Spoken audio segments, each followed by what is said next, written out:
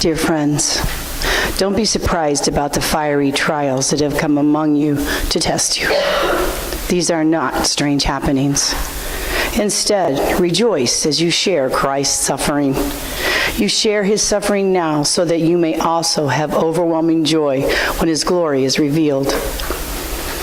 If you are mocked because of Christ's name, you are blessed, for the Spirit of glory, indeed the Spirit of God, rests on you. So ends the reading of God's holy word. It's the most sleep. Turns out Hawaii came in last. They get the least amount of sleep, less than 7 hours a night. Guess who was number one? South Dakota. South Dakota is number one for getting the most sleep. Now, I don't know why that is. Somebody said it's because there's nothing else to do. Or what? We're a boring group. We're a boring group, that's right. But we get plenty of sleep. Anyway, have you ever had a mentor? Anytime in growing up or any time in your life, have you ever had somebody that was looking out for your well-being, that was kind of pulling you along and helping you succeed?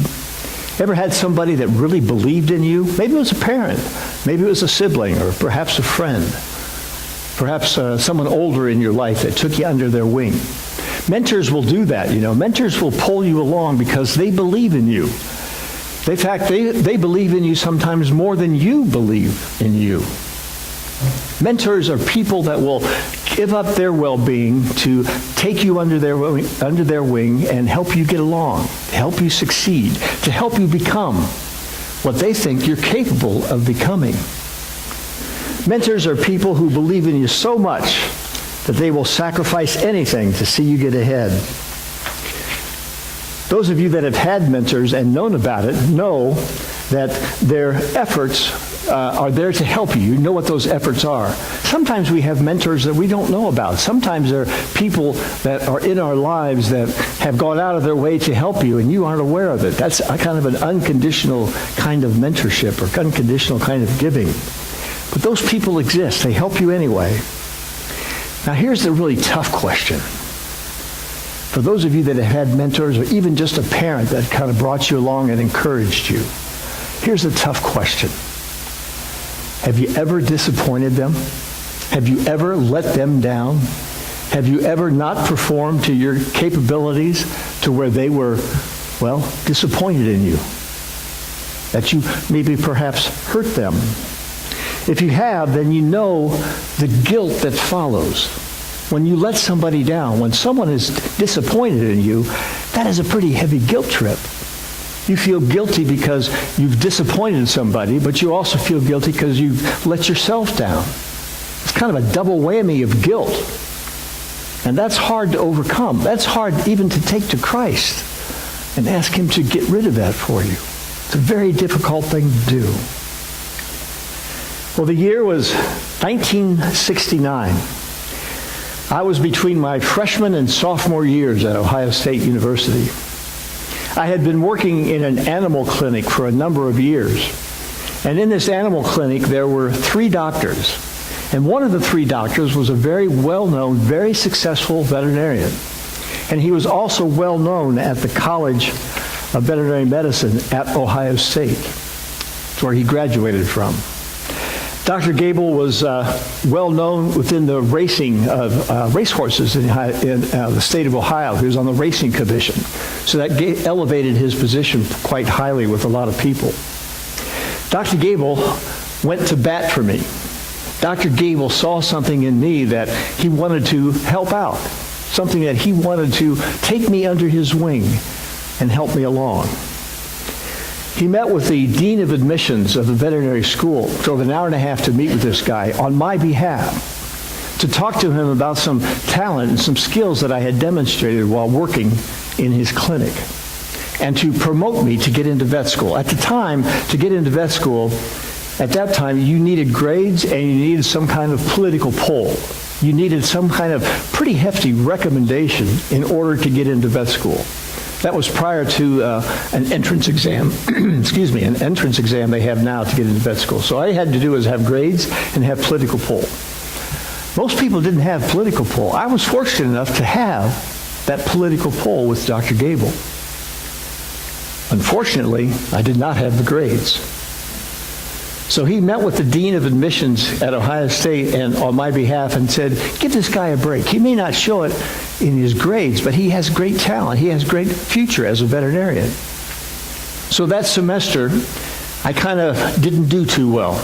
All I had to do was have some pretty decent grades in 2 courses, organic chemistry and physics. Pretty easy courses, I admit, to have some good grades in. But I slept that off. I didn't pay attention that semester. I didn't work hard on those 2 courses, and my grades were well less than adequate in those 2 courses. Dr. Gable and I spoke only one time about that semester, and that was when I told him about my grades. Shortly after that, I got a letter of non-admittance or whatever into the vet school. But I let Dr. Gable down. I let myself down at that time. Boy, did I feel guilty. Frankly, I still do. That was almost 50 years ago. And I still carry that guilt of letting somebody down that goes to bat for you and letting myself down because I didn't apply myself that semester. Now, things have changed. I don't regret my career path since then. Had I gotten into vet school, I likely would not have become a pastor. So I'm very pleased with how things turned out. I'm very pleased. I was pleased all throughout my years with Purina as well. But I still carried that guilt. Again, we only spoke one time, and that was when I told him of my grades. I never had the chance to hear from Dr. Gable that he forgave me, that he understood, or that he would have said, Jeff, how it turned out is the best way. You didn't let me down. I went to bat for you, but it's okay. I never heard those words. And I carried that guilt for 50-some years. Never forgave myself. So why do I tell you this story? Why do I open up my heart and tell you what my deepest guilt is that I've carried for so many years? Because I want you to understand something. I want you to have a gut feel for the disappointment and the guilt that Peter felt when he denied Christ 3 times. I want you to understand how he let his mentor down, how he felt so guilty about letting Jesus down after he said, I will always defend you, Jesus. After he said, I will die for you, Jesus. When the time came, he denied even knowing him 3 different times, just as Christ predicted. But Peter felt this unbearable guilt, just as I felt 50 years ago when I let down Dr. Gable. Well, you could imagine how Peter felt. The sadness and guilt was unbearable. We learn from Scripture that he cried uncontrollably. So what are the similarities between Peter's story and disappointment and my story of disappointment? Well, we see in Matthew 16, Jesus thought the world of Peter. Jesus was very careful not to have a favorite disciple. But what Jesus says in Matthew 16, after asking Peter who people thought he was, Jesus let Peter know exactly how he felt about him. It says, and what about you? Who do you say I am? Simon Peter said, you are the Christ, the Son of the living God. Then Jesus replied, blessed are you, Simon. Happy are you, Simon, son of Jonah, because no human has ever shown this to you. Rather, my Father who is in heaven has shown you. I tell you that you are Peter, and I'll build my church on this rock. The gates of the underworld will not be able to stand against it. Jesus is telling Peter that he's going to build his church. He's putting his future upon Peter because Jesus feels so strongly that Peter is the man. Peter's feeling really good at this point. Just as I felt when Dr. Gable went to bat for me at the vet clinic or at the vet school. Peter is feeling that the person that he loves dearly and respects feels the same about him and complimented him on the fact that he knew who he was. So Peter's feeling pretty good about this. Jesus is so impressed with that answer because it was God the Father that Peter listened to in order to know who he was. As a result, Jesus tells Peter, and Peter, by the way, means rock. Peter means rock. And remember that Peter changed his name, or that Jesus changed his name from Simon to Peter, called him the rock. And then Jesus says, upon this rock I will build my church. Imagine how good that made Peter feel. Peter realized at that moment that Jesus was very happy with him. And Peter must have been extremely happy with himself as well. But then, as usual, and I say that clearly, as usual, Peter blows it big time. Peter was like that. He blows it. He puts his foot in his mouth all the time. He's a big lummox. He's this big man, a big fisherman, a stouty person, and bold and very outspoken, and oftentimes is wrong in what he says. But Jesus saw value in that somehow. Jesus saw a strength in Peter and was going to build his church upon that rock. Well, this sermon, in our sermon series, Were You There? If you haven't guessed already, we're focusing on Peter. We're going to talk a little bit about Peter's life, and then we're going to talk about and focus on that last week of Jesus' life from Peter's perspective. Peter's life before Christ. The Apostle Peter may have been one of the most outspoken of the 12 apostles in Jesus' ministry. He certainly became one of the boldest witnesses of his faith. His beginnings were clearly humble in origin. He was born about 1 BC and died about 65 AD. So he was roughly 65, 66 years old when he died. And that was old for that time. He spent the last 40 years of his life as an apostle for Jesus Christ and spent the first 20-some years of his life as a fisherman. Peter was originally named Simon, as we've said, and Jesus was the one who changed his name to Peter. Peter means rock. Jesus called Peter and his brother Andrew, who were fishing at the time, away from their nets. Called them away and just simply said, "Follow me." And Peter was married at the time, and he still followed Jesus. He was a follower of John the Baptist. Peter, like all humans, was very ashamed of his life, of his past life, very ashamed of his sins. So ashamed that he felt uncomfortable even being around Jesus because of his shame. Peter was perhaps the very first disciple that Jesus called along with his brother Andrew. Fishermen at that time were gruff, unkempt, disagreeable, shabbily dressed, and had a terrible temper. Fishermen were pretty rough people at that time. They were full of energy. This is perhaps why Peter and Andrew and James and his brother John, who were all fishermen, were called the sons of thunder. They were strong-willed people. Theirs was a rough life since fishing was very physically demanding on them. They also had to be fearless.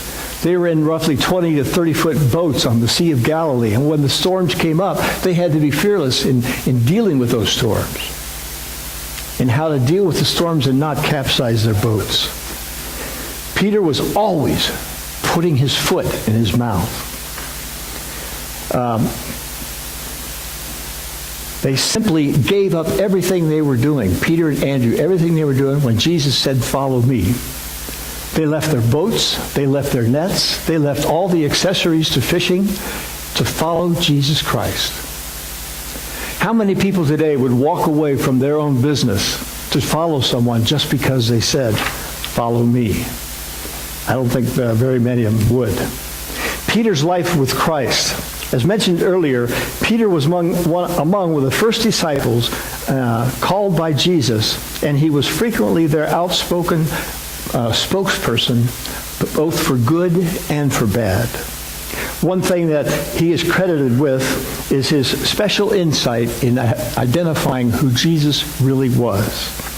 Peter was the first to call Jesus the Son of the living God, the Messiah. Peter knew that he was of God and felt unworthy even to be in his presence. Even so, Jesus did not hesitate and told Peter and Andrew that he would make them fishers of men. Peter was bold and oftentimes in the wrong. Once he even rebuked the Lord and told him 3 times that he would deny Christ. He rebuked the Lord saying, God, I'm not going to do that. I'm not going to deny you. You predicted that I will, but I will die for you before I deny you. And it wasn't long after that, after that supper on Thursday night of that week, after Peter and James and John went to prepare a table for them for the Passover, and they had the Last Supper and shared the bread and wine with Jesus Christ, the first Eucharist. It wasn't long after that Peter denied even knowing Jesus. Peter was present for most, if not all, of Jesus' miracles. In fact, the only one he probably wasn't present for was when Jesus turned the water into wine at the wedding, his first miracle.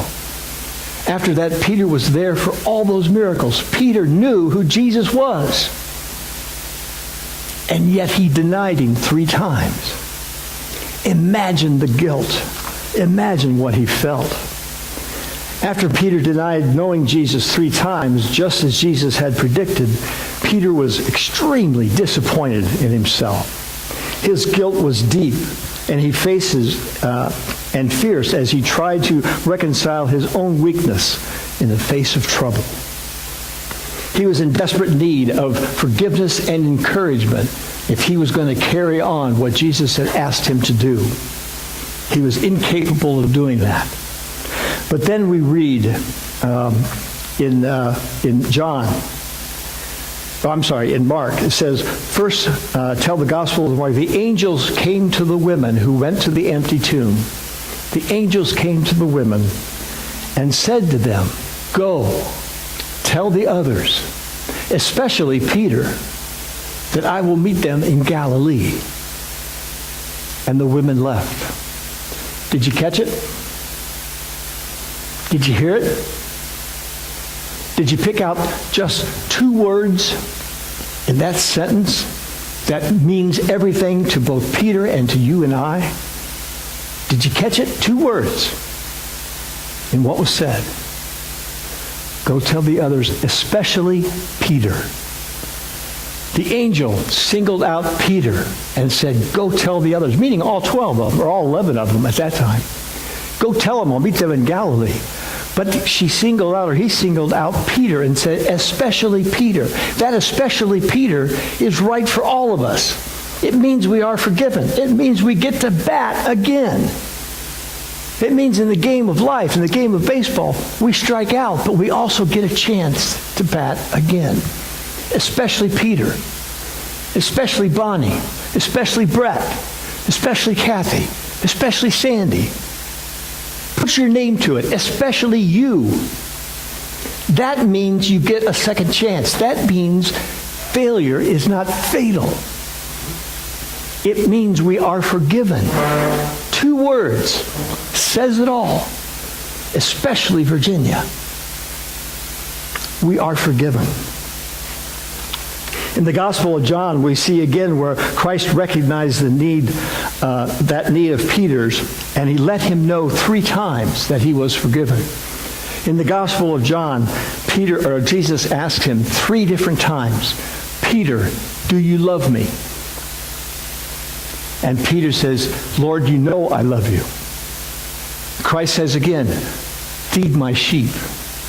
And right after that, he says, Peter, do you love me? And Peter says, of course I do. Then feed my sheep. Once again, right away, he says, Peter, do you love me? Peter says, yes, Lord, I love you. Then feed my sheep. Jesus forgave Peter 3 different times to show Peter that he was forgiven, to give him the encouragement to go forth and do what Peter did after that. And Peter was strong after the resurrection. Peter became the bold leader, one of the strongest apostles of all of them. As we look at the Gospel of Mark, it's believed heavily that the Gospel of Mark was actually written by Peter, that Peter actually dictated to Mark, and he wrote it down, the accounts of the Gospel according to Mark.